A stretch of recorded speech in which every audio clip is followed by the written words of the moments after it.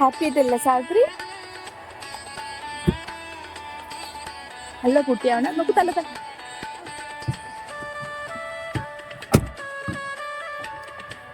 തുറന്നിടാം. Happy ആയിട്ട് മുടിയൊന്നും ഊരരുതേ.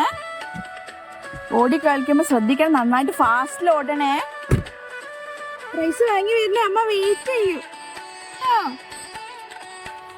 ഫ്രോഗിൽ ശ്രദ്ധിക്കണേ, rules ശ്രദ്ധിക്കണേ. താത്ത് ഗ്ലാസ് താത്ത്.